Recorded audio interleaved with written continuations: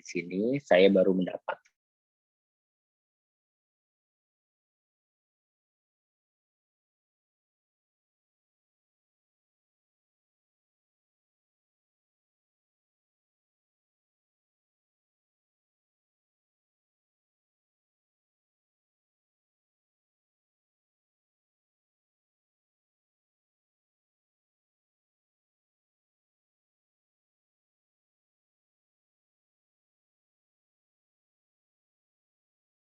yang kami bicarakan sebetulnya dengan salah satu hari Senin gitu. Niatnya memang UPB itu diskusinya ini mau mengembangkan inkubasi bisnis yang ada di fakultas nih, tapi kita mulai dengan Fakultas Ilmu Agama dulu nih kayak gitu.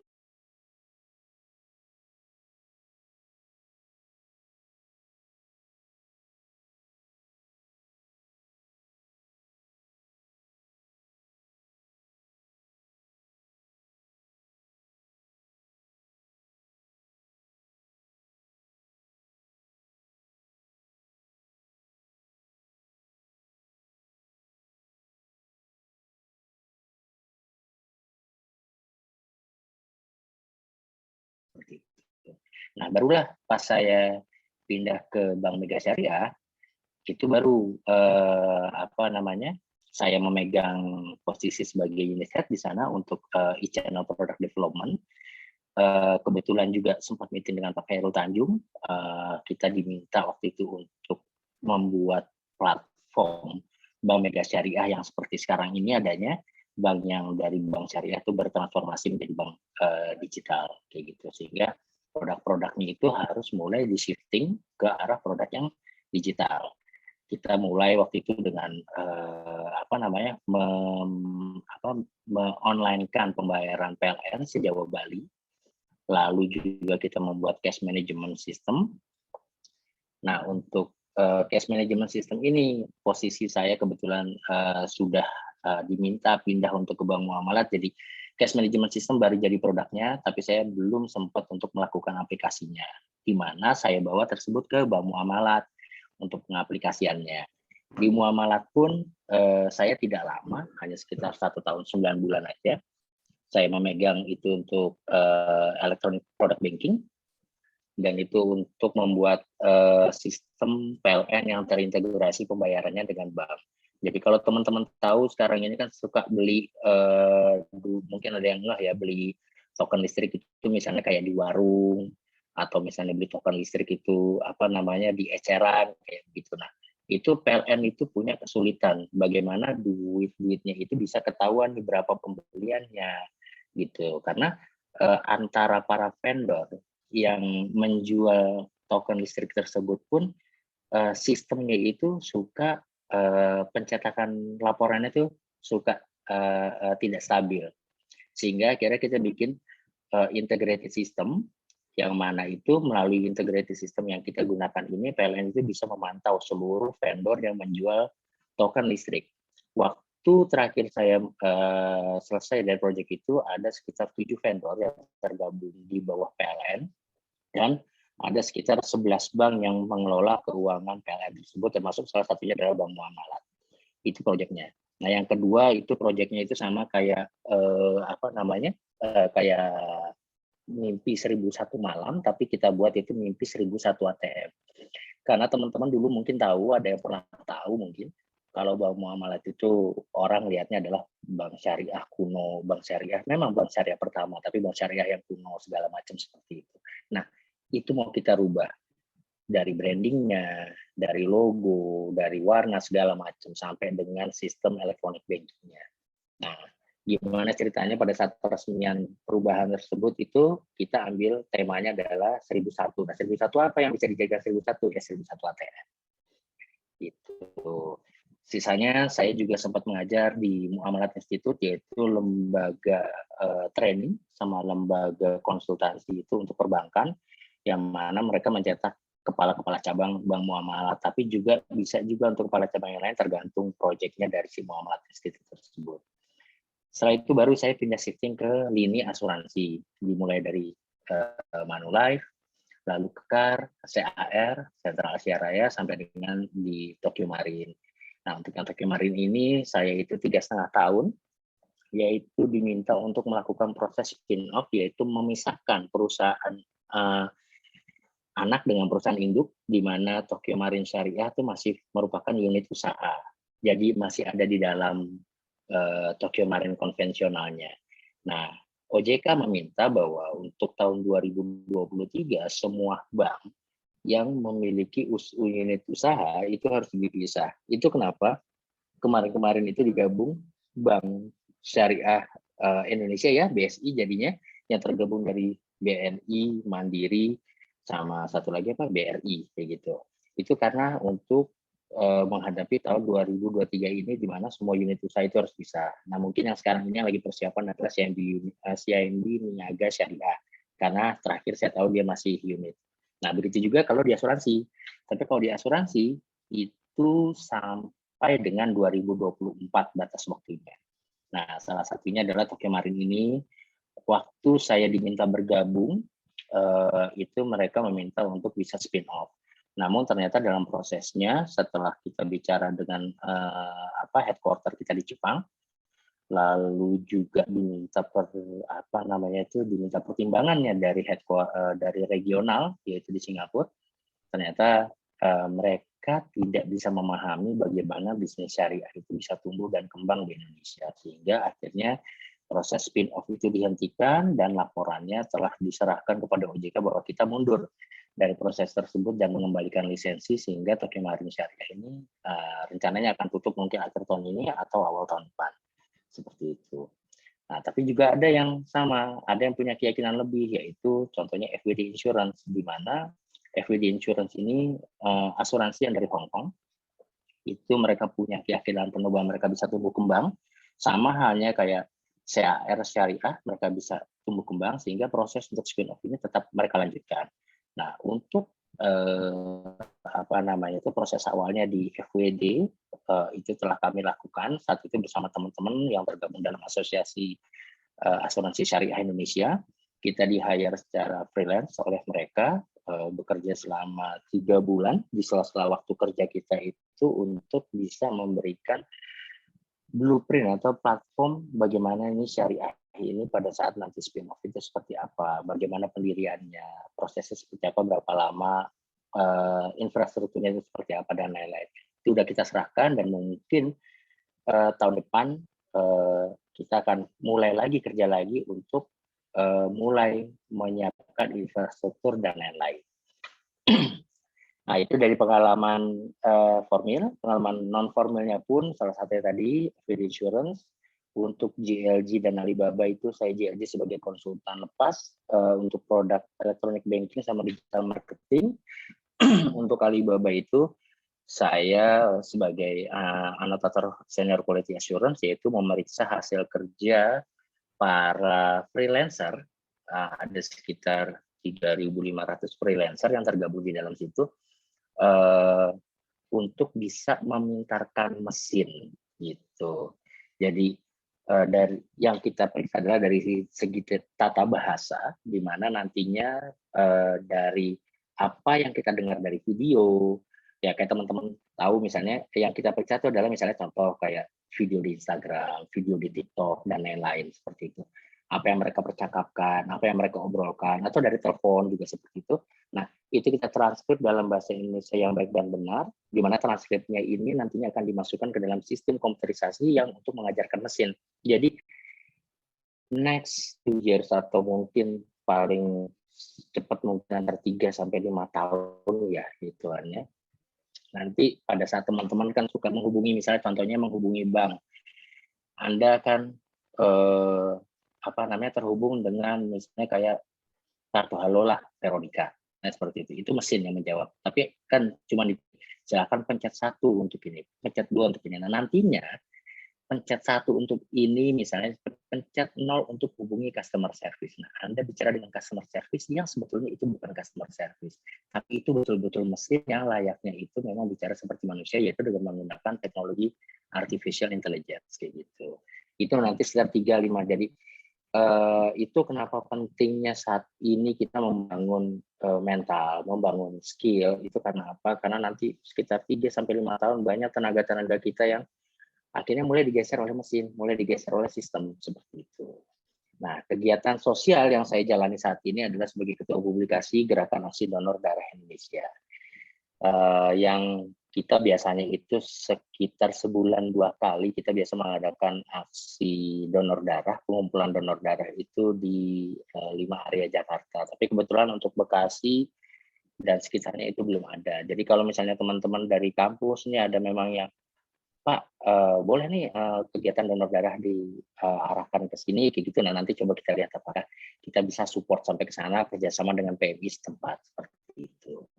Nah, cukup perkenalannya dari saya. Mungkin ada pertanyaan atau apa, tidak kita bisa lanjut ke materi. Gitu. Ada yang mau bertanya, silakan, nggak usah malu-malu, santai kok. Oke, lanjut kalau gitu. Oke. Nah, latar belakangnya yang saya saya ajukan kepada UPB ini adalah mengenai bisnis inkubasi itu dilandasi oleh 3 hal, yaitu lack of knowledge and skills, due to entrepreneurship atau kewirausahaan, ketiga business incubation concentrate yaitu pendidikan bisnis inkubasi. Untuk kesenjangan pengetahuan dan keahlian di sini. Terakhir data yang bisa saya dapat yaitu dari JTC Index 2021 yaitu Global Talent Competitive. Untuk Indonesia ini adalah ranking 12 se-Asia Tenggara dan Oceania termasuk New Zealand ya. Itu dari 15, kita ranking ke-12. Malaysia itu ranking ke kalau nggak salah 8. Sedangkan Singapura itu nomor 1 se-Asia Tenggara dan nomor 2 sedunia. Seperti itu. Namun secara global, ranking kita 80 dari 130 negara yang disurvei oleh mereka. Nah, sekarang teman-teman kan jadi bisa lihat nih, rekan-rekan semua nih. Gitu. Kalau memang secara global dunia, kita masih oke lah, 80 out of dari 130. Gitu. Cuman kalau misalnya di Asia Tenggara, kompetitifnya itu sangat ketat. Kayak gitu. Kita ranking 12 dari 15. Bagus kalau kita bisa sampai 5, tapi lawan kita kan adalah apa? Lawan kita Malaysia, Singapura, Vietnam. Kita nggak usah ngomong Singapura, kita ngomong Vietnam. Seperti itu. Atau Thailand. Kompetitif, kita tuh masih jauh dengan mereka. Oke, yang kedua adalah untuk entrepreneurship atau kewirausahaan. Nah, untuk kewirausahaan ini, ranking kita itu 75 secara global dari 137. Ini sudah jauh lebih baik dibandingkan tahun, kalau tidak salah tahun 2019 atau tahun 2017, di mana ranking kita tuh masih di kisaran 80-an. Tapi ranking kita sudah naik. Nah, karena kenapa? Apalagi ditunjang dengan pada saat pandemi seperti ini, saya itu bisa melihat tiap hari ada aja undangan untuk mengikuti seminar kewirausahaan dari pemerintah, baik dari Depkominfo atau dari Departemen Koperasi, Departemen Perdagangan, semuanya mereka bergerak untuk bisa memberikan support yang terbaik bagi tumbuh kembangnya wirausaha yang ada di Indonesia ini. Jadi kalau teman-teman mulai cari-cari apa segala macam mengenai event itu masih banyak kok sampai dengan sekarang ini. Karena memang pandemi itu kan, kalau dari sisi Tokyo Marine sebelum saya terakhir itu bekerja di rumah itu terakhir 2020 Oktober, saat itu bulan Maret kalau tidak salah. Pandemi baru mulai. Nah, pandemi baru mulai aja, itu dengan corporate strategic itu kita berpikir kita mau merumahkan karyawan, bekerja dari rumah ini, mau berapa lama. Nah, Tokyo Marine ini ngeset setelah hitung-hitungan, kita cari data dari sana dari sini, itu kita full 3 tahun kita kerja di rumah, semua karyawan 3 tahun. Di mana saat itu perusahaan-perusahaan lain baru on off nih, ada ya udah seminggu masuk 3 kali, 2 kali di rumah, atau seminggu 2 kali masuk, yang 3 hari di rumah. Perusahaan baru itu kemarin sudah memutuskan 3 tahun. Nah, ini juga yang dilihat pemerintah bahwa dalam waktu 3 tahun belum usai semua nih urusannya kayak gitu. Jadi daripada orang di rumah masih banyak waktu luang, kenapa enggak diusahakan, apalagi yang para pelaku usaha kecil, ya kan? Apa nih yang bisa di-shifting dari sini? Apa yang bisa dibangun dari sini? Sedangkan ketemu orang aja udah susah. Kan nggak mungkin bisnis itu harus dimatikan dengan adanya pandemi seperti itu. Nah itu kewirausahaan yang disupport oleh pemerintah itu. Nah yang kedua mengenai inkubasi konsentrat ini, saya nggak bicara mengenai global karena bicara mengenai global saya nggak dapat datanya Indonesia itu di ranking berapa dan tidak masuk dari 5 besar, tidak masuk 10 besar sampai dengan 40 besar pun saya tidak melihat nama Indonesia. Even sekelas ITB yang sudah memiliki bisnis inkubator tersendiri itu pun belum bisa menembus 40 besar dunia. Itu masih dikuasai oleh Amerika sama Eropa. Tapi kalau di Indonesia saat ini yang bisa saya sampaikan adalah ada 55 institusi yang berfokus pada konsentrasi bisnis inkubasi ini. 42 diantaranya adalah universitas yang mana rata-rata masih dipegang oleh universitas negeri. Sekitar 6 atau 10 itu universitas swasta. 7 diantaranya itu badan usaha milik negara atau badan usaha milik pemerintah daerah, dan 6 adalah institusi pribadi atau swasta yang mendukung kegiatan inkubasi pendidikan inkubasi ini. Seperti itu.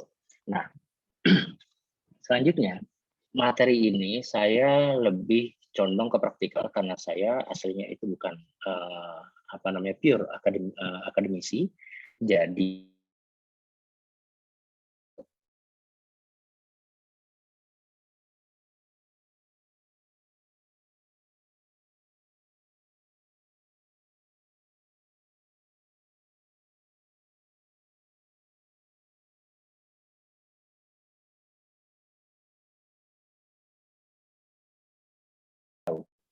Jadi akhirnya kadang-kadang orang yang bekerja kantor ini akan nanya, apa sih yang lo pelajarin di kampus sebetulnya kayak gitu. Nah itu kan nggak enak ya kalau kayak gitu. Nah itu kenapa kurangnya sisi praktikal. Memang ada yang namanya praktikum. Cuman kita pingin praktikum itu yang ada, yang diimplementasikan itu ya memang seperti as it is dunia nyata. Jadi yang less birokrasi, lebih dibawa ke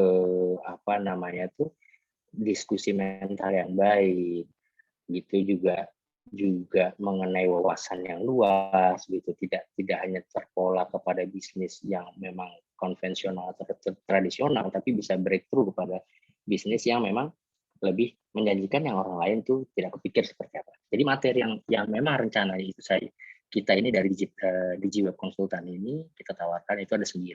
Itu mulai dari bisnis model, success indicator, financial report, fotografi dan video, digital marketing introduction, financial model, pitch deck, business proposal, sama business regulation. Nah, yang untuk malam ini rencananya saya itu karena memang yang mendekati kepada ide bisnis, jadi saya bawakan yang nomor 1 bisnis model. Kenapa? Karena implementasi daripada ide itu pastinya nantinya harus dituangkan dalam bisnis model. Seperti itu. Ini Widyar Fani, izin memotong. Monggo, silakan. Mohon maaf Bapak, sebelumnya hari ini tuh ada yang presentasi. Jadi bagaimana Pak? Atau diundur? Nah, boleh, saya lebih senang kalau begitu jadi gantian. Siapa yang mau presentasi di sini nih? Diana Pak. Diana, boleh. Jadi saya biar tahu ya. Ya. Silakan. Saya stop share dulu ya sebentar. Ya. Oke, monggo Mbak Diana.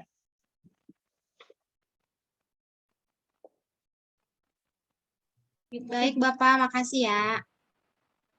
Sama-sama.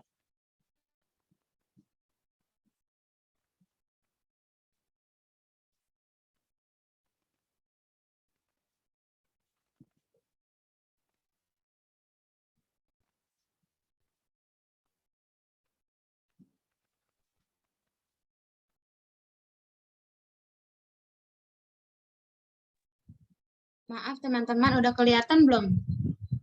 Alhamdulillah udah. Sangat jelas.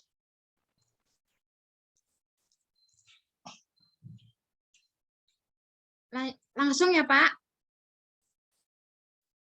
Silakan langsung aja. Assalamualaikum warahmatullahi wabarakatuh.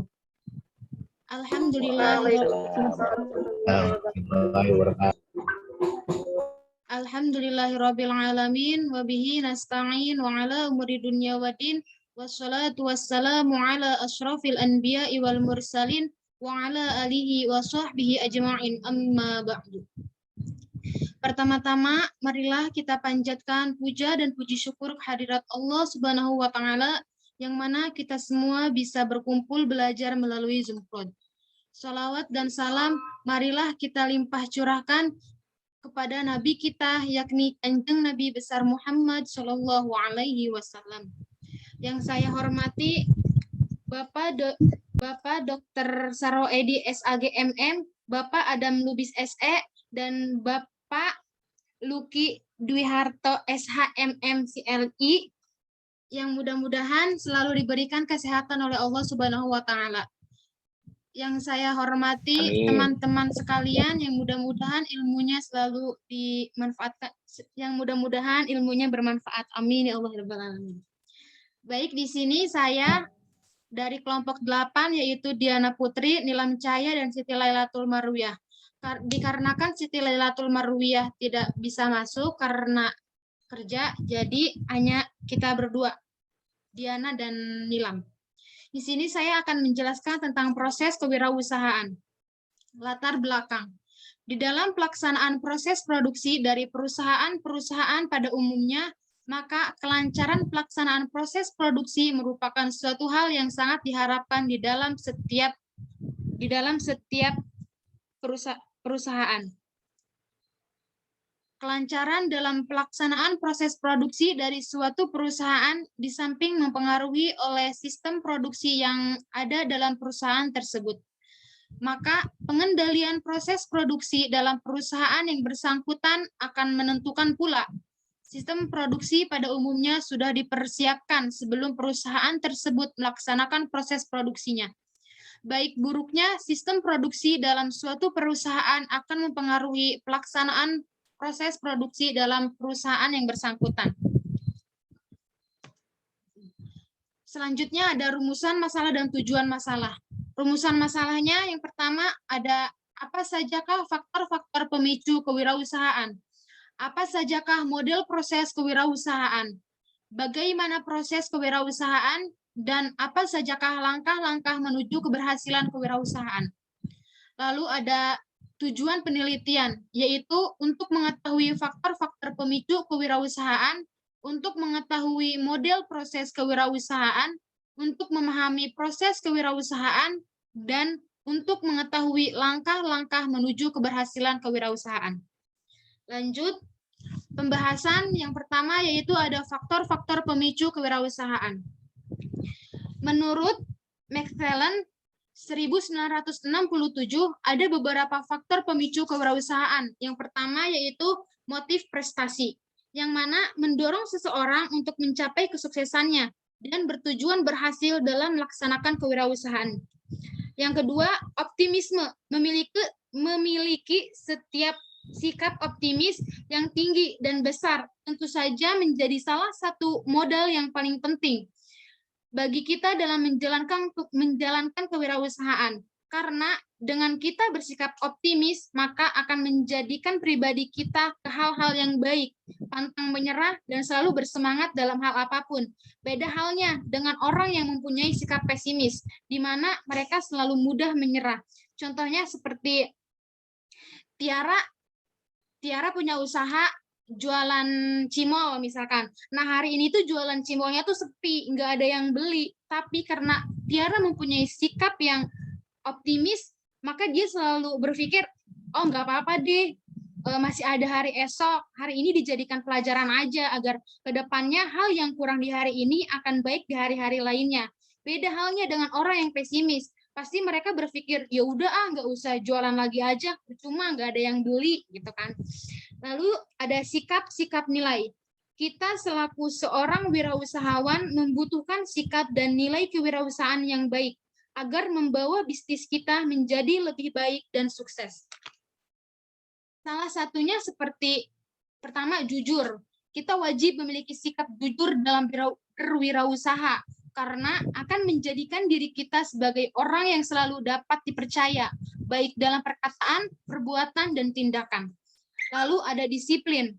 Sikap disiplin dibutuhkan agar kita selalu berperilaku tertib dan patuh pada ketentuan dan peraturan. Yang ketiga yaitu tanggung jawab. Tanggung jawab adalah sikap dan perilaku seseorang dalam melaksanakan tugasnya. Yang terakhir yaitu ada pantang menyerah. Nilai yang wajib dimiliki seorang wirausaha adalah sikap dan perilaku yang tidak mudah menyerah untuk mencapai suatu tujuan, di mana mencapai keberhasilan kita dalam wirausaha. Lalu faktor-faktor pemicu kewirausahaan yang keempat yaitu status kewirausahaan atau keberhasilan. Untuk menjadi wirausaha yang sukses, kita harus memiliki ide atau visi yang jelas. Kemudian ada kemauan dan keberanian untuk mengambil resiko baik uang maupun waktu. Setelah itu, kita harus bersemangat. Setelah itu, kita harus bersemangat dan kerja keras dengan tujuan kita. Hal yang menjadi... Mbak Diana, mohon maaf, boleh saya potong sebentar? Iya, Pak. Di layar itu masih posisinya itu 1 dan 2, Bu. Saya nggak lihat 3 dan 4-nya, boleh digeser slide-nya, ya biar teman-teman yang lain juga kelihatan. Ini masih yang keempat, Bapak, yang ini yang status kewirausahaan. Oh, masih status kewirausahaan. Oh, oke. Iya. Ya, makasih Bapak. Lanjut, di sini ada menurut Setjono dan Ropki, yaitu proses kewirausahaan mewujudkan fungsi dari hak kepemilikan, kemampuan, atau kompetensi. Lalu insentif, yaitu imbalan atau bonus yang diterima oleh karyawan di luar gaji utamanya. Perilaku kewirausahaan dipengaruhi oleh faktor internal dan eksternal. Faktor internal terdiri dari yang tadi, kepemilikan, kemampuan atau kompetensi dan insentif, sedangkan faktor eksternalnya yaitu lingkungan. Lanjut, pembahasan yang kedua yaitu model proses kewirausahaan. Proses kewirausahaan diawali dengan adanya inovasi. Inovasi adalah kegiatan kreatif untuk menciptakan suatu konsep yang baru, keperluan baru untuk dijadikan dan diimplementasikan menjadi bisnis yang sukses. Menurut Briglev, model proses kewirausahaan diurutan menjadi langkah-langkah sebagai berikut, yaitu inovasi. Di sini inovasi itu dibagi menjadi 2. Yang pertama ada faktor personal dan faktor lingkungan. Faktor personalnya yaitu adanya sifat penasaran. Hal ini membuat kita mencari tahu apa yang belum kita ketahui. Misalnya nih, kita tuh kepengen jualan bakso. Nah, apa aja nih cara untuk kita membuat bakso? Lalu kita mencari tahu. Dengan mencari info seperti buka internet, YouTube, segala macam, dan bertanya kepada orang lain. Lalu yang kedua dan ketiga yaitu faktor pendidikan. Maaf ya teman-teman, sinyalnya hilang. Nggak apa-apa, Mbak. Nggak masalah, Mbak. Lanjut aja, Mbak. Ya, baik. Lanjut, yaitu faktor pendidikan dan faktor pengalaman. Banyak sekali orang berwirausaha tidak dibarengi dengan pendidikan. Padahal pendidikan sangat penting bagi keberhasilan wirausaha. Mereka hanya mengandalkannya dengan pengalaman saja. Oleh karena itu, pendidikan dan pengalaman adalah faktor utama untuk menentukan keberhasilan wirausaha. Lalu, pendidikan kewirausahaan yang kita laksanakan sekarang ini di kampus belajar memberikan dorongan kepada kita untuk mengasah pengetahuan dan keterampilan kita dalam berwirausaha, sehingga membentuk pengalaman wirausaha kepada diri kita. Lalu model proses kewirausahaan dalam faktor inovasi dalam faktor lingkungan yaitu adanya peluang. Kesempatan untuk berusaha akan selalu ada, namun tidak semua orang mempunyai kesempatan untuk berhasil dalam usahanya. Misalnya nih, kita tuh contohnya tuh kayak misalnya kita mempunyai peluang usaha itu dari hobi kita. Kayak misalkan cewek kan hobi masak, bisa aja kan kita tuh punya hobi masak, kita bisa buka usaha tuh, usaha warteg, nasi Padang, dan lain sebagainya. Lalu ada kreativitas. Berpikir serta berperilaku kreatif akan memungkinkan kita untuk menghasilkan cara atau hasil berbeda dari produk atau jasa yang telah ada. Misalkan kita tuh pengen buka kafe nih. Kita tuh karena kita tuh mempunyai jiwa kreatif, kita nggak mau nih kafe kita tuh sama kayak orang lain misalkan. Jadi kita memunculkan ide, misalkan di dalam kafe itu ada band. Di dalam kafenya itu ada band agar menarik pelanggan untuk mendatangi kafe kita. Lalu model proses kewirausahaan yang kedua yaitu ada pemicu. Di sini pun sama, adanya faktor personal yang mendorong atau memaksa seseorang untuk terjun ke dunia bisnis atau wirausaha. Dan ada faktor-faktor dari lingkungan. Yang pertama dari personalnya, adanya pertumbuhan, adanya pemutusan hubungan kerja atau PHK. Sekarang kan banyak banget ya orang yang udah di PHK karena adanya virus, sedangkan mereka tuh harus menafkahi keluarganya. Mungkin dengan cara mereka berwirausaha, seperti mereka membuka usaha jualan online atau berjualan online, karena kan di masa pandemi ini nggak boleh ya kita berkerumunan. Jadi diharuskan kita berjualan online. Lalu yang kedua, minat tinggi terhadap bisnis. Minat berwirausaha merupakan salah satu rasa ketertarikan seseorang terhadap kegiatan wirausaha. Menciptakan suatu usaha yang bermanfaat bagi diri sendiri dan orang lain. Contohnya seperti kayak kita jualan bensin. Astagfirullah. Kayak kita jualan bensin nih. Kita untung karena kita mendapatkan uang, dan si konsumen pun untung karena motornya udah keisi sama bensin. Lalu ada faktor lingkungan, yaitu sumber-sumber yang bisa dimanfaatkan. Misalnya kayak tabungan, modal, arisan, dan memiliki bangunan yang strategis. Hal itu bisa kita membuat usaha dari sumber yang dimanfaatkan tadi, kayak tabungan, modal, atau warisan. Lalu yang ketiganya adalah pelaksanaan. Beberapa faktor personal yang mendorong pelaksanaan dari sebuah bisnis adalah yaitu siap mental dan adanya visi pandangan yang jauh ke depan guna mencapai keberhasilan. Siap mental.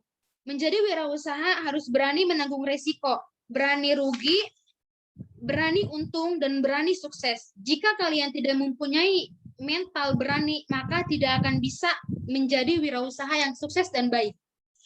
Lalu adanya visi atau pandangan yang jauh ke depannya guna mencapai keberhasilan, sehingga seorang wirausaha pada saat memulai usaha harus membuat visi atau harus membuat atau memiliki visi dan misi, sehingga dapat dijadikan pegangan atau petunjuk jalannya usaha. Visi misi tersebut memberikan kejelasan yang hendak dicapai dan akan dilakukan. Lalu yang keempat adalah proses pertumbuhan. Adanya tim yang kompak dalam menjalankan usaha sehingga semua rencana dan pelaksanaan operasional berjalan produktif. Dan adanya produk yang dibanggakan atau istimewaan yang dimiliki. Misalnya kayak kualitas makanannya, lokasi usahanya, dan manajemen. Mungkin hanya ini yang bisa saya presentasikan. Selanjutnya akan dipresentasikan oleh teman saya, yaitu Nilam Cahya.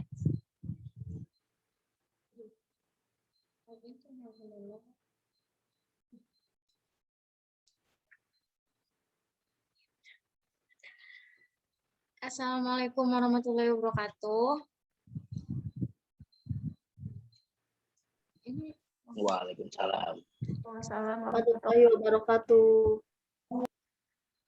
Saya lanjutkan presentasinya, yaitu ke poin yang C, proses kewirausahaan. Jadi proses aktual di sini itu memiliki 4 fase khusus. Itu yang pertama ada identifikasi dan evaluasi peluang yang ada. Jadi, apa itu identifikasi peluang usaha? Yaitu merupakan penetapan kesempatan yang baik untuk menciptakan suatu kegiatan dengan mengarahkan tenaga, pikiran, atau badan untuk mencapai tujuan usaha.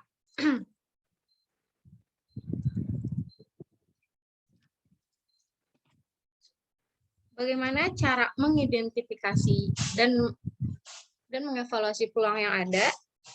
Yaitu bisa dicari asal wirausahawan itu bekerja keras, ulet, dan percaya kepada kemampuan sendiri.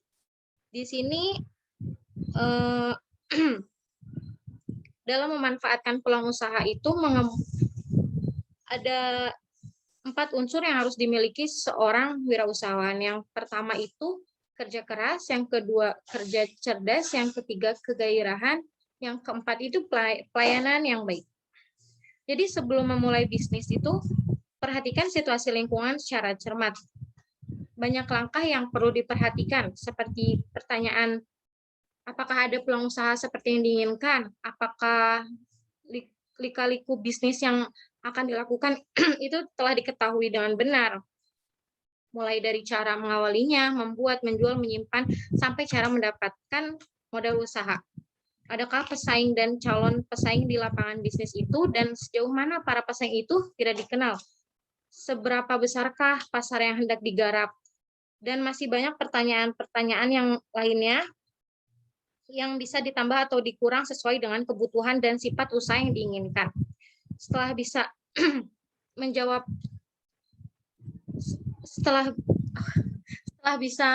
pertanyaan-pertanyaan yang tadi, bisa dilanjutkan ke poin kedua, yaitu kembangkan rencana bisnis. Bagaimana sih cara mengembangkan rencana bisnis? Yaitu kita perlu membuat rencana keuangan.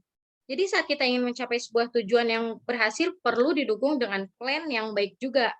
Karena itu apabila memiliki rencana untuk melakukan pengembangan bisnis, maka pastikan untuk merencanakan keuangan dengan lebih matang. Lalu persiapkan hal yang tak terduga. Sama seperti yang sudah dibahas, jadi perlu ada persiapan saat rencana yang sudah disusun dengan baik, namun hasilnya tidak sesuai dengan harapan. Terus kelola arus kas, lakukan analisis arus kas secara sederhana. Hal ini perlu dilakukan agar dapat membandingkan total pembelian yang belum dibayarkan dengan total penjualan yang akan jatuh tempo pembayaran pada akhir bulan. Maksudnya tuh kayak biar arus kasnya itu terkondisikan dengan baik. Terus jangan takut coba peluang baru. Jika melihat peluang baru yang menjanjikan, jangan takut untuk mencoba peluang tersebut. Dengan memanfaatkan peluang baru yang tidak jauh berbeda dengan bisnis yang dijalani, kamu dapat mengembangkannya dengan target pelanggan yang baru, strategi baru yang lebih baik, dan beberapa cara lainnya. Lakukan promosi. Nah, untuk mengembangkan rencana bisnis, kita bisa melakukan promosi. Jadi dalam dunia usaha itu, salah satu hal terpenting adalah dengan melakukan promosi. Semakin baik promosi yang dilakukan, maka akan semakin besar juga peluang meningkat bisnis ke arah yang lebih baik. Lanjut ke sumber-sumber daya yang diperlukan. Apa saja sih? Yaitu yang pertama, manusia. Jadi dalam pendekatan ekonomi, sumber daya manusia adalah salah satu faktor produksi.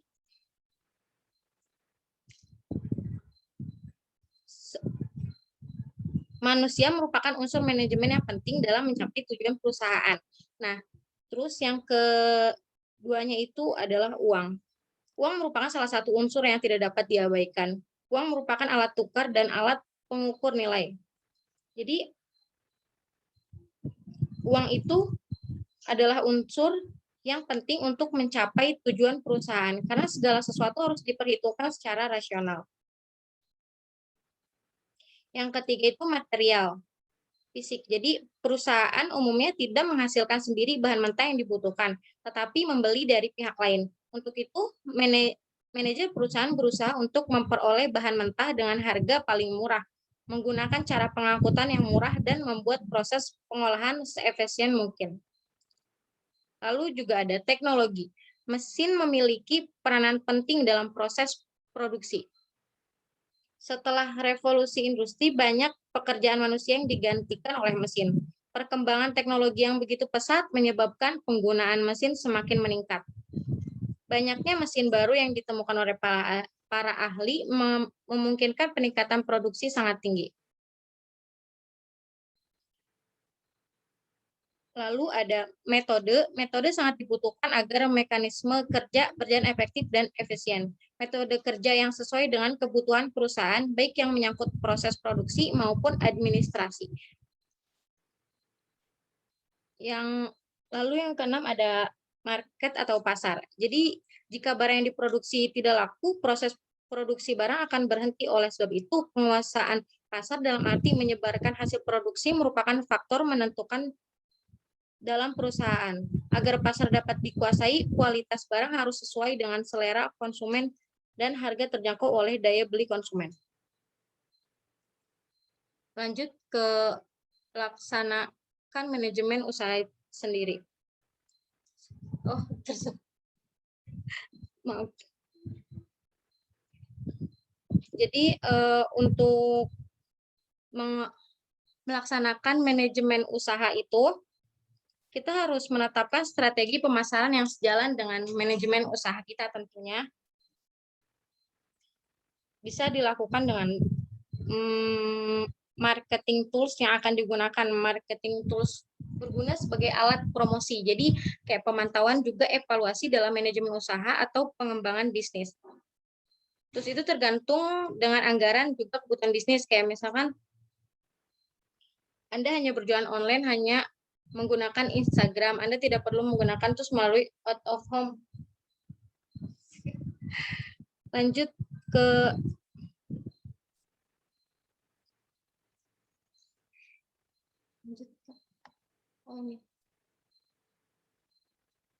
bagian D, itu langkah-langkah menuju keberhasilan kewirausahaannya.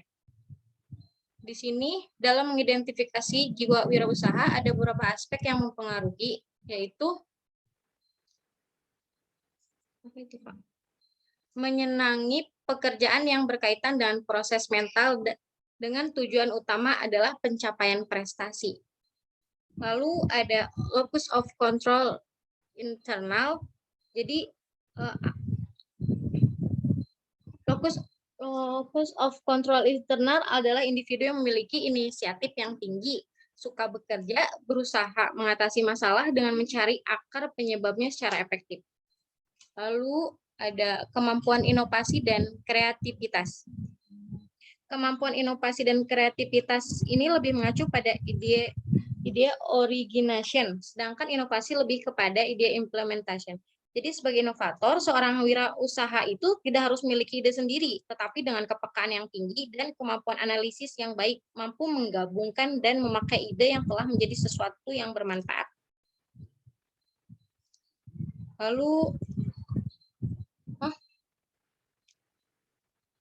kemampuan inovasi, cenderung berpikir panjang, memiliki potensi melakukan visi yang jauh ke depan. Jadi wirausahawan itu harus bersifat inklusif, bukan atas dorongan seseorang dan keberhasilan hanya pada jangka pendek. Akan tapi wirausaha itu memiliki peranan yang seksama serta kendali diri yang fleksibilitas terhadap perubahan lingkungan.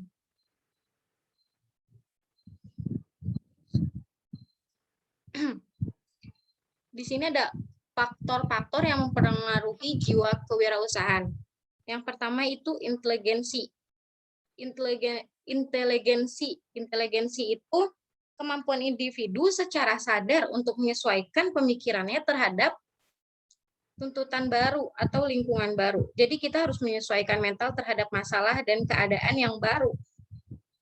Inteligensi ini terkait dengan pemecahan masalah, perencanaan, pengejaran prestasi yang sangat berarti membuka jiwa wirausaha. Yang kedua itu latar belakang budaya, mungkin maksudnya latar belakang budaya ya. Jadi manusia itu tidak lepas dari lingkungan sekitar, sehingga mereka secara tidak langsung dibatasi oleh norma. Kebudayaan itu sendiri adalah cara manusia membentuk dan menentukan perilaku manusia. Yang ketiga itu jenis kelamin. Nah, di sini Ria dilambangkan agresif, independensi. Apa sih independensi itu? Tidak tergantung pada orang lain. Ambisius. Nah, sedangkan wanita melambangkan sensitif, kooperatif, dan intuitif. Lalu ada tingkat pendidikan. Tingkat pendidikan ini sudah jelas menjadi faktor yang mempengaruhi jiwa kewirausahaan ya. Karena semakin tinggi pendidikan maka akan semakin banyak pengalamannya juga. Tapi tidak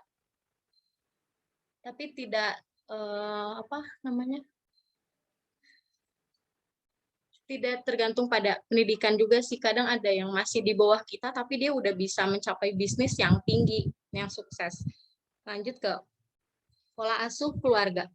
Pola asuh keluarga itu biasanya kalau misalkan udah keluarganya punya bisnis, biasanya pasti anaknya juga akan terjun ke dunia bisnis dan pasti menguasai. Lanjut ke kesimpulannya, jadi intinya proses kewirausahaan meliputi hal-hal yang lebih dari sekedar melaksanakan kegiatan pemecahan masalah dalam sebuah posisi manajemen. Pemicu kewirausahaan dipengaruhi oleh faktor internal dan faktor eksternal. Untuk menjadi wirausahawan sukses, diperlukan langkah-langkah tertentu. Model proses kewirausahaan terdiri atas fase awal, perintisan, dan fase pertumbuhan. Seorang wirausaha perlu mencari, mengevaluasi, serta mengembangkan peluang-peluang usaha. Untuk sarannya, semoga makalah ini bisa jadi salah satu pemahaman yang baik dalam proses menjadi wirausahawan ya teman-teman. Dan jangan lupa selalu mencari referensi lain untuk meningkatkan pemahaman dalam sebuah proses menjadi wirausahawan yang sukses dengan baik dan benar. Mohon kritik dan sarannya agar pembuatan makalah kami lebih baik. Terima kasih. Terima kasih Diana dan Nilam. Ini biasanya selanjutnya kalau seperti ini ada tanya jawab dari teman-teman dahulu atau seperti apa? Iya, Pak. Dan iya. Kalau boleh tahu ini waktunya sampai jam berapa? 19.40 ya. Iya, 19.40. Oke, kita masih punya 4 menit lagi berarti. Pertanyaan saya sih simpel. Sebelum teman-teman tanya yang lain ya, saya simpel aja. Ini Diana dan Nilam nih. Itu dari sistem dari modeling bisnisnya ya, itu udah bagus dari awal sampai dengan akhir walaupun itu textbook. Tapi pertanyaan saya, apakah teman-teman semua dengan textbook yang seperti itu menjawab pertanyaan teman-teman, gimana sih tata caranya untuk bikin bisnis yang baik? Terus apa yang saya harus pakai sih untuk bisa bikin yang bisnis yang baik?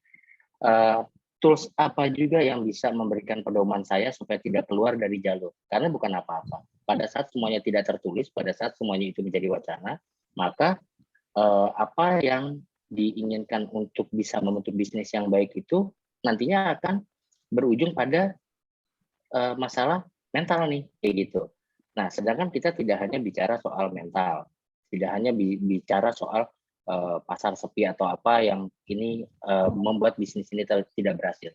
Karena apa? Tolak ukur pembuatan bisnis yang tadi diberikan itu satu bagus, tapi saya tidak melihat ada contoh nyata seperti apa sih pedoman-pedomannya yang akan dipakai. Ini semua kan modelnya memang theoretical semua. Tapi theoretical itu harus diimplementasikan ke dalam praktikal.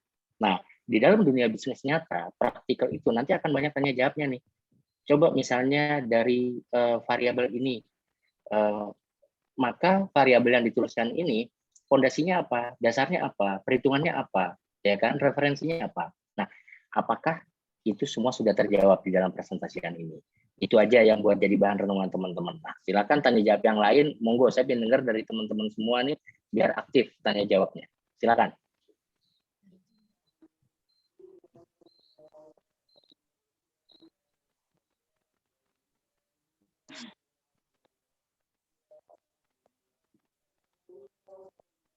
Itu daripada diem. Kalau saya nggak konvensional, saya bukan, sekali lagi ya teman-teman, saya bukan akademisi, saya lebih ke arah praktisioner.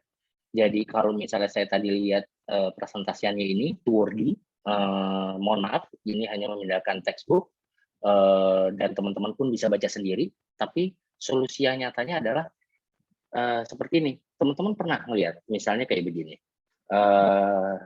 Ada dunia usaha yang nyata, contoh misalnya kayak dari pengalaman saya ya. Contoh misalnya kita itu mau membuat suatu produk. Ya memang tadi jelas produk ini harus ada research-nya dulu. Nah, tapi research yang seperti apa? Seperti itu. Udah gitu tools-nya tuh seperti apa yang bisa kita ajukan kepada manajemen nih untuk bisa mempertahankan bahwa ide kita itu memang layak untuk dikembangkan. Seperti itu. Nah, saya ingin tanya, apakah itu sudah ada sebelumnya modelnya seperti itu secara praktisi ya, secara praktikal kayak gitu? Boleh ada teman-teman yang jawab? Bebas, di sini bebas.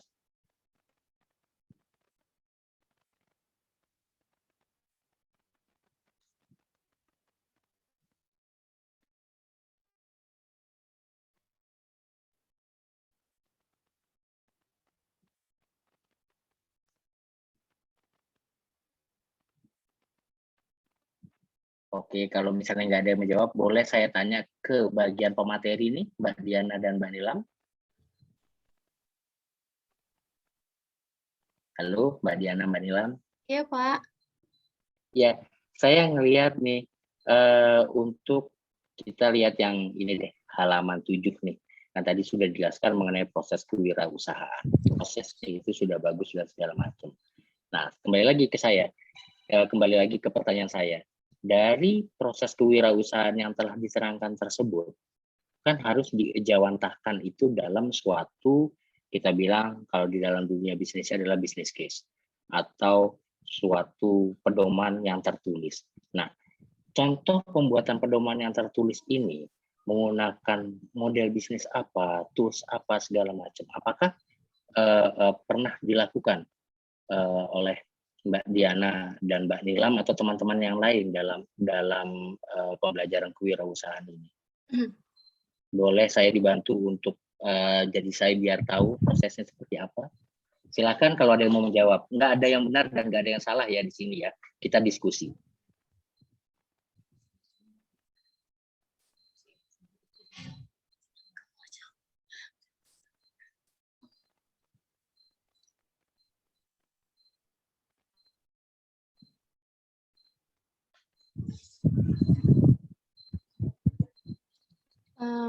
Bapak. Silakan.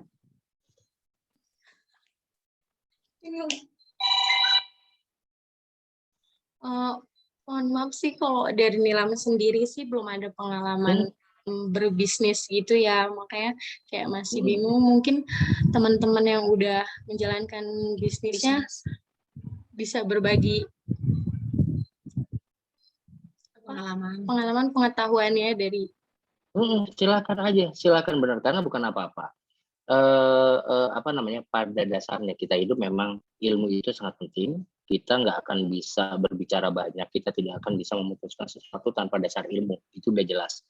Nah, dari ilmu yang ada, kadang-kadang kita tuh mempunyai gap dalam melakukan praktek atau implementasinya di dalam dunia nyata. Nah, ini yang saya coba mau cari tahu nih dari teman-teman yang belajar dalam bidang studi kewirausahaan ini sudah sampai sejauh mana, apakah yang tadi saya baca ini itu semua sebetulnya mencakup loh dari semua materi yang tadi sudah saya jabarkan, ada 9 itu, tapi 9 itu yang saya jabarkan nantinya itu lebih kepada praktikalnya itu seperti apa, tekniknya itu seperti apa, itu nantinya sih saya akan jabarkan. Nah, tapi sebelumnya saya mau tanya dulu, apakah sudah pernah ada penjabaran teori praktikalnya seperti nyatanya itu seperti apa? Contoh nyatanya gimana? Dan di dalam dunia bisnis, di dalam dunia nyata, itu yang dipakai itu seperti apa? Apakah sudah pernah di-share atau apa? Kayak gitu?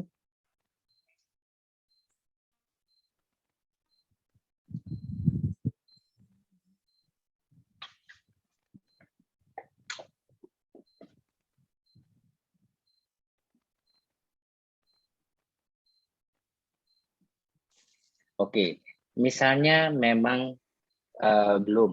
Ini saya masih ada 2 menit, saya coba share sedikit aja. Boleh Mbak Diana dan Mbak Nilam stop screen-nya, saya akan coba share punya saya sedikit.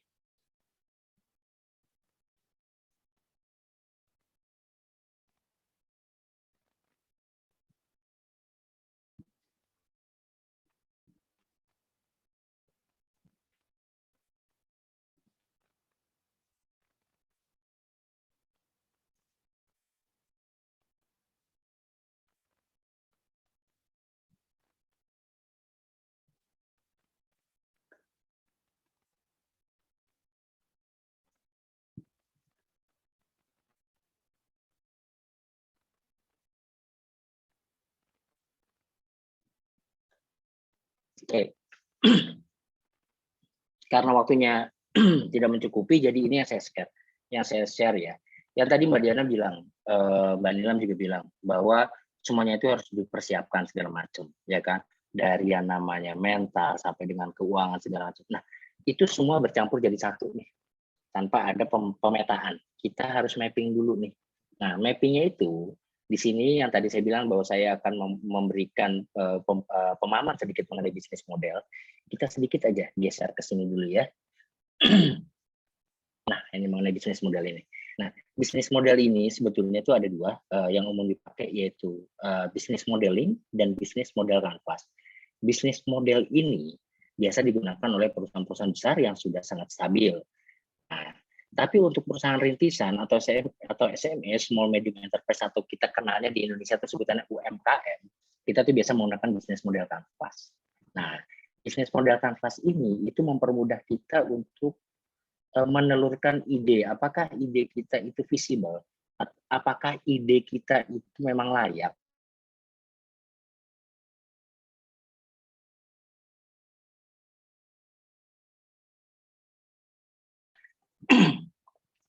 Kenapa kita harus memerlukan yang namanya pedoman bisnis? Karena apa? Pada saat ide itu timbul, kita tuliskan banyak hal, tapi kita tidak tahu nih harus mulai dari mana, kayak gitu, ya kan? Ada juga yang bilang ya bisnis plan-nya dulu. Nah, kita kita pisahkan dulu nih bisnis model dan bisnis plan, ya kan? Kalau bisnis model itu secara gamblangnya adalah pedoman atau pondasi untuk membuat bisnis itu bisa diwujudkan. Nah, bisnis model ini itu menentukan bisnis modelnya yang kayak tadi, yang tadi mau jualan cilok, berarti itu jualan ciloknya kemana nih? Kalau saya jualan ciloknya dari Nilam ke Diana, maka modelnya adalah customer to customer, misalnya seperti itu. Atau misalnya Mbak Nilam itu membuat bisnis tas yang nantinya tas tersebut itu bisa digunakan oleh suatu perusahaan untuk sebagai cindramata perusahaan. Contoh misalnya kayak membuat tas unik dari Cikarang atau Karawang misalnya, atau dari daerah Jawa Barat yang bisa dipakai oleh pemerintah daerah setempat pada saat ada acara menjadi cindramata daripada Pemda tersebut. Nah, itu jatuhnya adalah C2B, itu kata dari Mbak Nilam, itu kata kepada perusahaan, customer to business gitu. Atau misalnya Mbak Nilam sudah punya perusahaan yang besar tadi tas tersebut, modalnya sama-sama tas, tapi sudah punya PT, digunakan oleh si Pemda ini, maka jatuhnya adalah B2B, business to business. Nah, ini bisnis modelnya dulu yang dipilih. Nah, setelah bisnis model dipilih, baru kita bicaranya adalah ke bisnis plan ini. Nah, di bisnis plan ini, apa nih yang mau kita tulis segala macam, apa yang kita mau kembangkan untuk usaha kita, maka kita tulis di dalam bisnis plan ini. Nah, bisnis plan ini menjadi bagian daripada bisnis modeling. Gitu. Tidak terpisahkan. Nah, dari bisnis plan ini maka yang rata-rata yang bisa kita gambarkan adalah kenapa sih pentingnya bisnis plan ini dipakai, perencanaan usaha ini dipakai, kenapa bisnis modeling atau bisnis model kanvas yang akan kita pakai. Gitu. Ini saya rada cepat ya, tapi itu merangkum dari yang Mbak Nilam dan Mbak siapa tadi, maaf namanya Mbak Nilam, Mbak Diana ya, yang tadi sampaikan. Gitu. Apa yang sudah tadi disampaikan, oke. Sekarang tinggal kita lihat bahwa ini yang mau saya sampaikan hari ini rencananya. Ini namanya adalah bisnis model kanvas. Ini sangat memudahkan dari presentasi yang tadi dibawakan oleh tim 8 ini itu untuk bisa mendefine atau bisa memilah-milah mana masuk ke mana, ya kan? Kita tentukan dulu nih customer segmen yang mau kita tuju siapa dalam membuat bisnis, ya kan? Nah, setelah ketahuan nih customer segmennya yang mau membuat bisnis customer service-nya yang customer segmen yang mau kita tuju ini, maka kita bisa lihat nih ke value proposition atau penawaran. Dalam hal ini produk kita menuju customer segmennya adalah orang-orang yang berpendapatan di bawah 3 juta per bulan, misalnya seperti itu, orang-orang yang memiliki pendapatan 3 sampai dengan 5 juta. So, produk kita misalnya kayak tadi tas kayak gitu. Maka value proposition atau penawaran dari barang kita ini apa sih unique selling point-nya?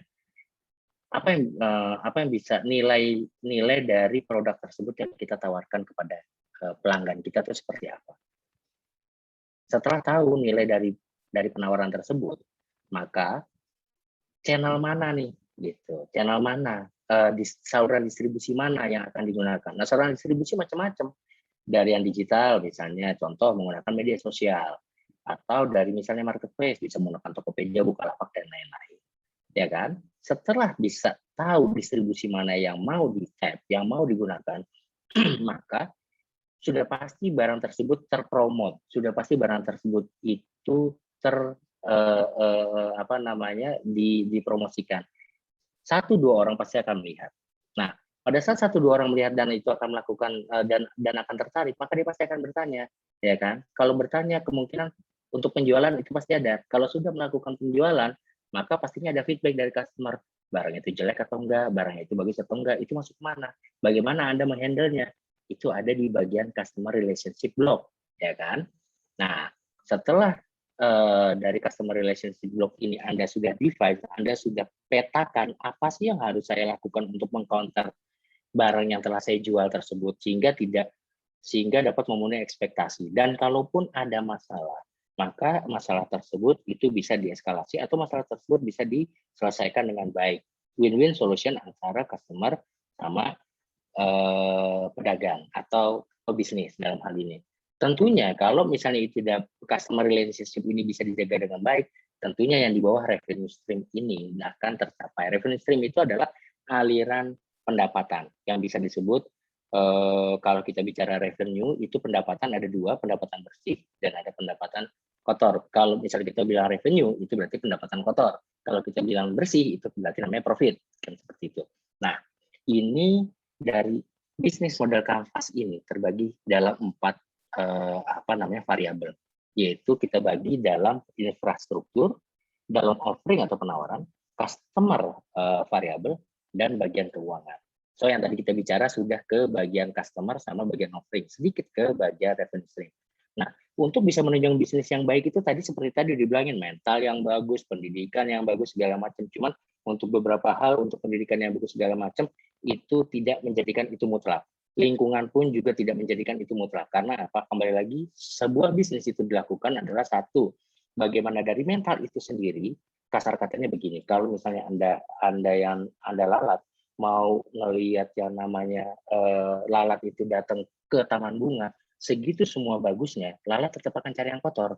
Tapi kalau misalnya kayak lebah, dia terbang ke arah tempat sampah apa segala macam, dia tetap akan cari yang terbaiknya yang bisa dia makan, seperti itu. Itu bagaimana sudut pandangnya, kan seperti itu ya. Nah, untuk membangun bisnis ini tentunya kan infrastruktur itu diperlukan. Nah, infrastruktur ini dibagi berapa? Ada yang namanya partner, key partner. Key partner itu adalah orang yang mendukung atau mitra yang mendukung keberhasilan bisnis ini akan berjalan. Sebutin tuh di situ satu. Partner utama internal saya adalah tadi, kalau itu Mbak Diana yang nulis, maka dituliskan di situ adalah Nilam. Kenapa Nilam harus dipilih jadi partner? Karena Nilam terbukti selama ini selalu membantu saya.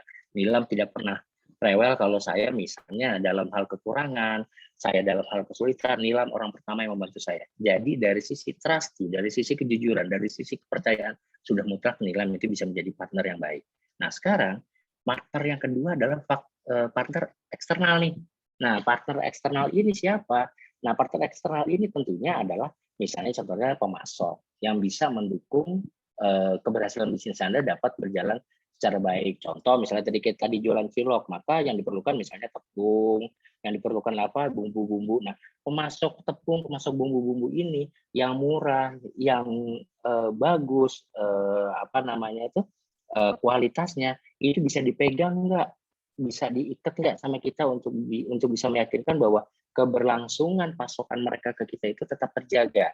Nah, itu dari partner eksternal. Tadi internal sudah dapat, Mbak Nilam gitu. Nah, yang kedua, untuk mendukung terjadinya bisnis yang bagus itu pastinya harus apa? Ada aktivitas harian yang harus dikerjakan supaya untuk mendukung bisnis itu berjalan dengan baik. Contoh, misalnya kayak universitas, tiap hari dosen harus ada yang mengajar. Setiap 6 bulan sekali atau 3 bulan sekali harus ada ujian, sehingga untuk mengukur kemampuan mahasiswa itu atau mahasiswa itu bagus atau tidak. Sampai dengan terakhir adalah kelulusan. Itu kan daily operasional atau kita sebut di dalam kalau dari sisi bahasa saya adalah business as usual. Jadi kegiatan harian yang memang sifatnya operasional yang harus selalu dikerjakan, untung tidak untung, rugi atau tidak rugi. Cuman kalau saya di Mbak Nilam sama Mbak Diana itu menyebutnya harus berani rugi, kalau saya sih dalam mental saya kalau bisa sih harus berani untung. Kenapa? Kalau kita mempersiapkan berani rugi, maka sedikit setengahnya kita tuh sudah kemakan pikiran kita, kemakan mental kita oleh adanya kemungkinan rugi. Tapi rugi itu mah sudah pasti di dalam suatu bisnis. Jadi nggak usah dihitung berani rugi, jangan. Karena rugi itu udah pasti ada. Yang namanya orang aja ada orang hidup dan ada orang meninggal, mati udah pasti. Cuman pikir bagaimana Anda dapat mengisi hidup dengan lebih baik. Nah, itulah untuk bisnis. Gitu. Nah, yang ketiga, yang tadi masih di dalam infrastruktur itu adalah key resource. Nah, key resource ini ada yang namanya SDM, ada yang namanya itu sumber daya yang lain. Dalam hal ini apa? Misalnya kayak SDM, apakah selain Nilam, saya punya anak buah enggak? Saya punya staff enggak yang bisa membantu saya itu menghitung keuangan dengan baik? Atau saya punya enggak contohnya admin sosial media itu yang dapat mengcover segala macam masalah yang muncul baik dari sisi komplain maupun dari sisi promosi, seperti itu. Itu di bagian infrastruktur. Nah, selanjutnya setelah semuanya terisi, baru kita lihat nih, kita define cost structure-nya itu seperti apa. Cost structure itu apa? Bayar orang tuh berapa? Beli komputer apa? Ya kan? Nah, jadinya kalau semua bagian ini sudah terisi dengan baik, itu yang nah kita nggak boleh melenceng nih dari sini, gitu. Ini jadikan, dan kalau mau evaluasi, sebaiknya jangan setiap kali ada perubahan evaluasi. Pegang dulu aja perubahan itu, 3 bulan sekali atau sebulan sekali. Mana yang sekiranya itu perlu diubah atau seperti apa.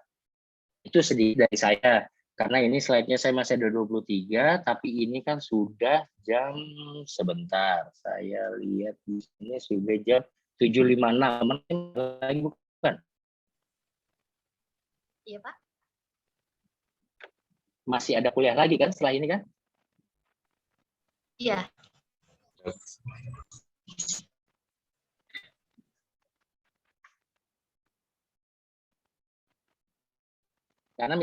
Karena ini saya sih senang-senang aja meneruskan, tapi di sini udah jam 7.57, saya takutnya ada beberapa teman-teman yang masih punya kuliah setelah ini, sehingga nanti saya ngambil waktu dosen yang lain. Tapi feel free ke saya kalau misalnya mau ada pertanyaan atau ada apa, saya share WA saya di sini.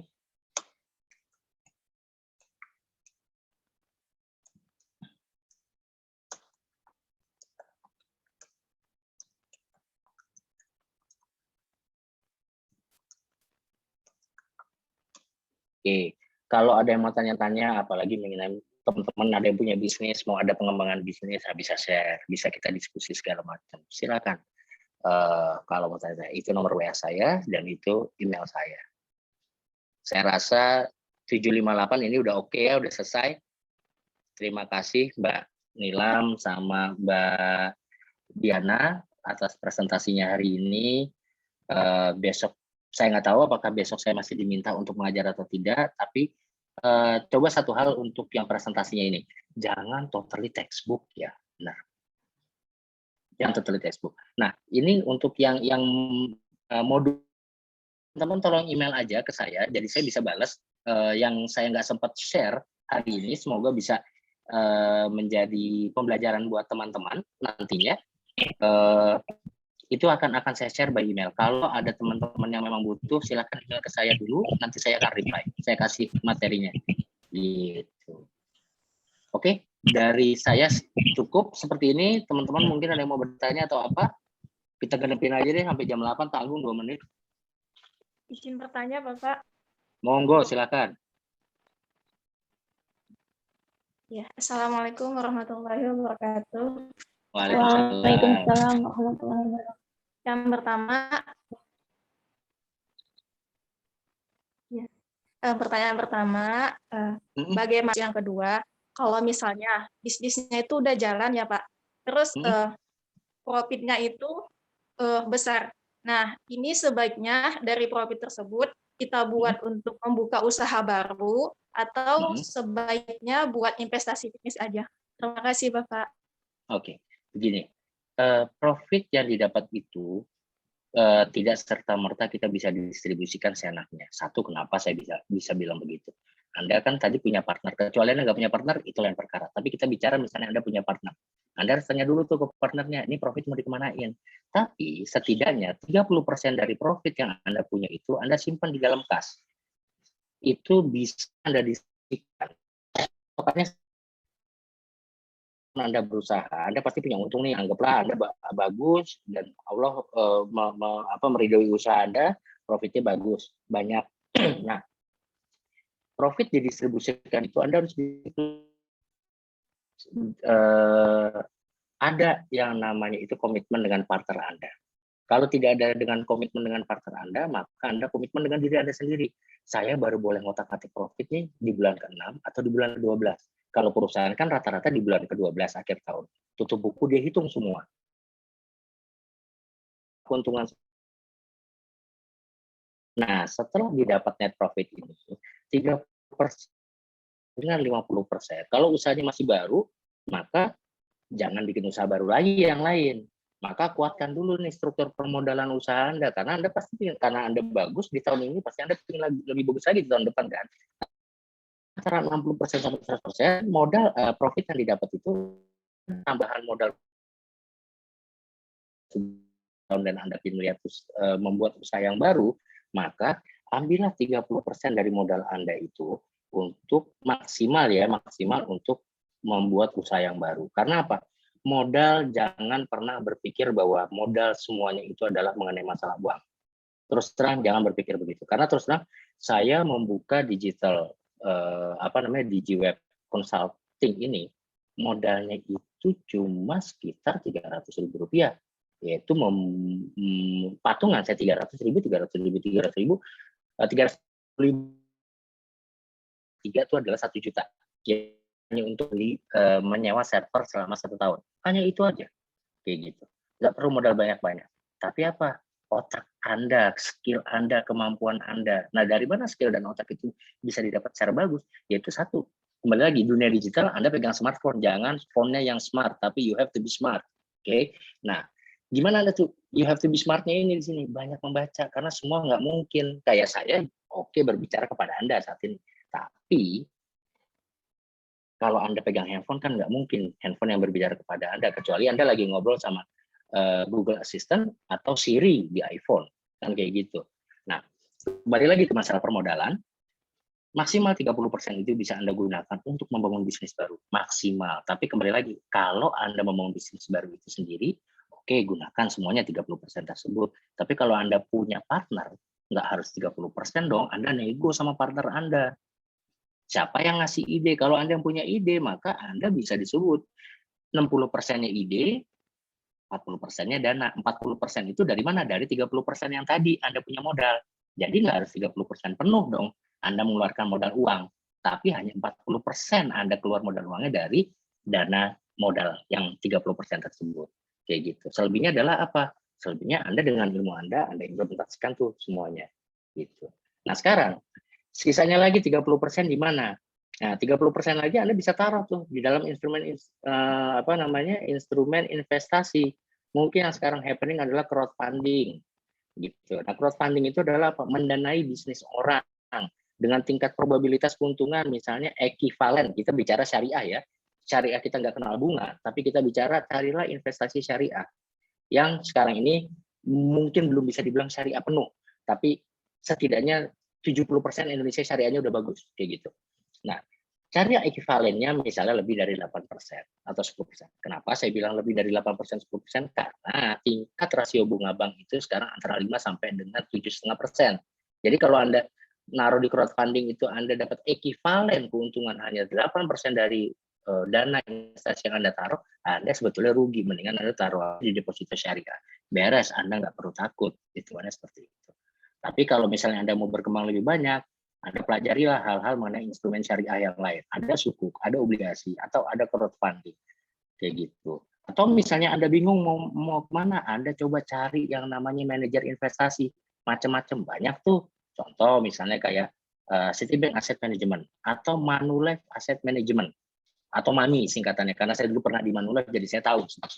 Di situ mereka punya produk-produk syariah, yang Anda misalnya 100.000 setiap bulan itu Anda taruh di situ, nanti dikelola secara syariah, dan saya tahu syariahnya itu memang benar dikelolanya, maka nanti Anda tinggal lihat setahun berapa. Jadi 30% profit itu untuk pengembangan modal sendiri, 30% sampai 40% itu Anda tanam untuk investasi, yang 30% boleh Anda gunakan itu untuk mendanai usaha yang baru. Dengan catatan, 30% adalah yang maksimal. Tidak harus 30% semua keluar, tapi itu yang maksimal. Gitu. Semoga menjawab, Mbak. Gimana? Iya Bapak, terima kasih udah jawab pertanyaan Jahro. Terus kalau masih boleh, silakan lanjut.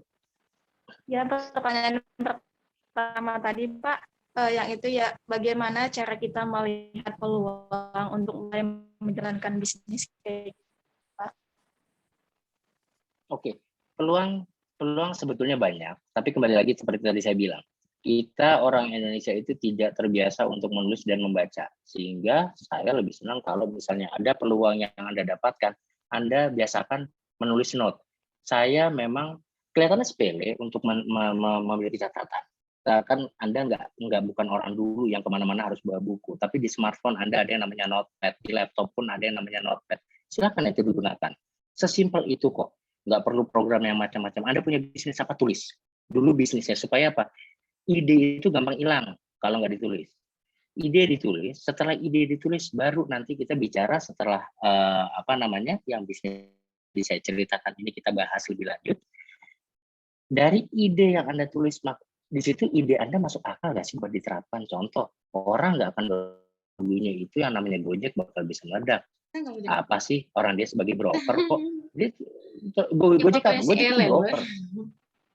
Brokernya ojek kan kayak gitu.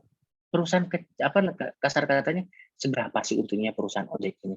Tapi ternyata apa, dari ide ini kalau kita bisa rekrut secara profesional, kita buatkan benefitnya bagi si tukang ojek ini, kita berikan dia sarana dan prasarananya berupa digital environment yang baik dan benar, sehingga memudahkan si tukang ojek ini mendapatkan pelanggan, dan pelanggan juga gampang mendapatkan tukang ojek, itu jadi bisnis yang serius. Tapi di awal orang akan menertawakan, kamu mau ngapain? Mau jadi broker ojek itu kan kata. Lu dapat berapa per transaksi? Lu dapat 1.000. Lu cuma dapat 2.000 per. Nah, yang kayak begitu itu orang akan menyepelekan. Tapi seperti Anda tahu bahwa bisnis yang besar sekarang ini semua tuh dimulai dari recehan kok. Tokopedia pun bisa sebesar ini karena apa? Contoh, dia menerapkan berapa biayanya? 2,5% doang kok dari nilai transaksi yang Anda lakukan kalau memang Anda itu sebagai sebagai top merchant atau core merchant. Setiap yang Anda berhasil bayar produk yang Anda jual, maka Anda dikenakan biaya 2,5% dari Tokopedia. 2,5% dikali berapa ratus juta transaksi per hari. Cuan jadinya. Dan seperti itu. Jadi jangan sepelekan ide ditulis. Setelah ide ditulis, mulai cari-cari bahan, bagaimana ide ini dapat terlaksana. dengan bisnis kanvas nantinya Anda akan tahu. Contohnya kayak tadi, ide saya untuk membuat suatu jasa atau ide saya untuk membuat suatu produk. Tanya lagi, yang bakal beli siapa ya? Customer-nya levelnya seperti apa ya?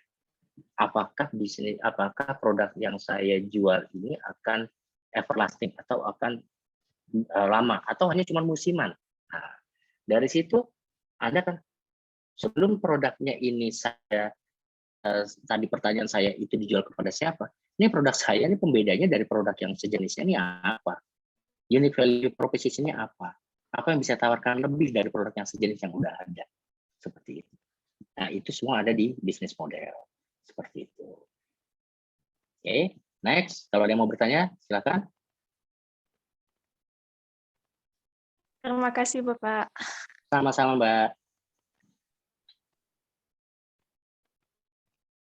Ini yang bagian dari universitas ini wakilnya siapa?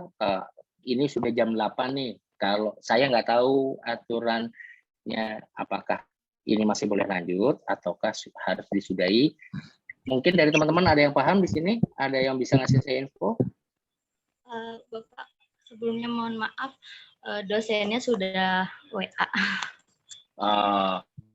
Monggo. Berarti nanti semoga ada kesempatan lain bisa ketemu teman-teman, bisa kita bahas lebih dalam lagi. Ya Mbak Widya ya, kayak gitu. Ya. Oke, jadi saya cukupkan aja untuk hari ini ya Mbak, untuk malam ini. Boleh minta itu screenshot foto bersama. Oke. Siap.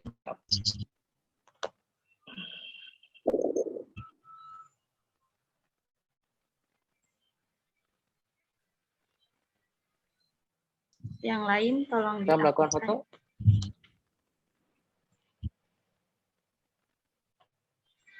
Tolong ya Diana, sekali lagi. Iya, Teh. 1, 2, 3. Slide yang kedua ya.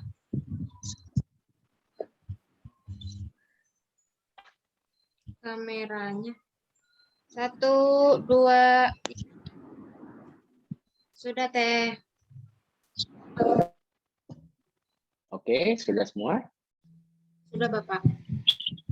Oke, terima kasih Mbak Widya, terima kasih dan teman-teman semuanya, terima kasih atas kesempatan yang diberikan ke saya, bisa bincang-bincang, bisa diskusi hari Sabtu ini. Sukses buat teman-teman semua, belajar yang rajin, banyak baca yang penting, gitu. Anyway, saya udah share tadi email sama WA saya, kalau ada pertanyaan, monggo silakan di email. Gitu. Terima kasih, Assalamualaikum warahmatullahi wabarakatuh. Waalaikumsalam. Waalaikumsalam warahmatullahi wabarakatuh. Terima kasih, Pak. Waalaikumsalam. Ini kita langsung tutup aja. Terima kasih, Bapak.